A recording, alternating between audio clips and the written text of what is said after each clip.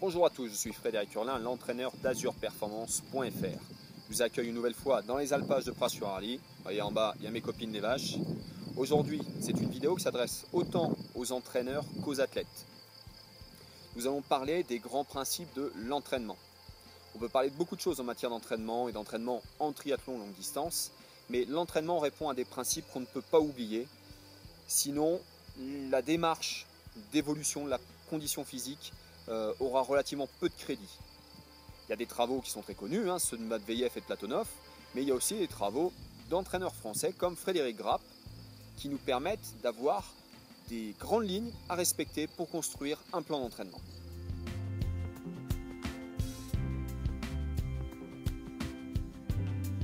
La première règle, c'est une règle de régularité à l'entraînement.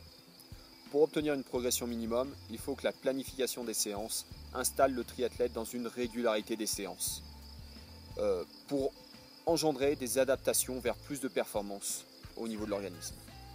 On ne peut pas espérer avoir un niveau minimum pour performer si on ne nage qu'une seule fois, si on ne court qu'une fois, si on ne roule qu'une fois.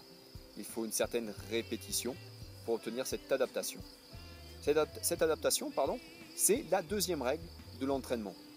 Platonov a écrit « L'adaptation est un processus d'accoutumance de l'organisme aux contraintes d'un milieu dans lequel il évolue.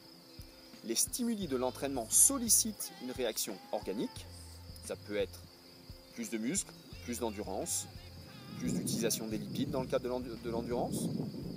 Au niveau psychique, je sais que je suis capable de rouler 6 heures pour effectuer 180 km d'un Ironman, et affective, une prise de plaisir dans l'effort. C'est une adaptation, comme dit Platonov, une adaptation vers plus de performance.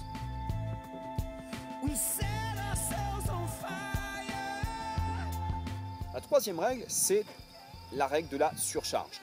Il faut une intensité d'effort minimum pour engendrer les adaptations dont je viens vous parler.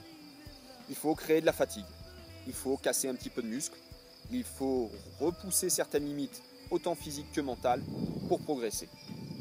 Malgré tout, on va rejoindre le quatrième point qui est la progressivité. Malgré tout, il faut respecter certains paliers de progression pour éviter le risque de blessure et pour éviter le surentraînement. L'évolution des durées, des intensités, des charges d'entraînement doit être monitorée. C'est notamment mon rôle, moi, en tant qu'entraîneur, faire du monitoring de l'effort. C'est nécessaire, comme ça on va pouvoir quantifier l'évolution de l'organisme et être sûr qu'on est bien dans les clous en vue de la préparation à une épreuve qui peut durer 2 heures, 6 heures, 12 heures. L'augmentation des temps d'effort et la réduction des délais de récupération vont demander des capacités que moi en tant qu'entraîneur je vais évaluer. Ça peut passer par un test de 400 mètres en natation, un test d'effort à vélo, un test de VAM-EVAL à pied, mais aussi des moyens supplémentaires. Il va falloir faciliter sa récupération, une alimentation adaptée. Là, je travaille notamment avec David Padaré, mon complice d'AzurePerformance, qui aide les sportifs que j'entraîne à adapter leur alimentation pour avoir de l'énergie pour l'effort, mais aussi de l'énergie pour récupérer. Ça peut être l'utilisation de contention, de chaussettes de récupération, l'utilisation d'outils comme la pressothérapie, comme l'électrostimulation, ou carrément, si vous avez la chance, la cryothérapie corps complet. D'accord ? On a juste la tête qui dépasse et on est mis dans des températures qui sont très très basses.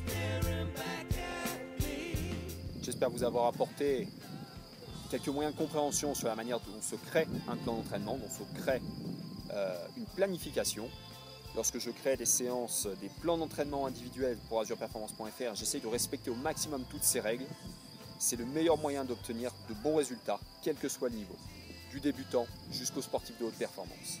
Si vous avez des questions, n'hésitez pas à les poser juste en dessous de la vidéo en commentaire. Je me permettrai d'y répondre dans une prochaine vidéo. Bonne fin de journée, bon entraînement à tous.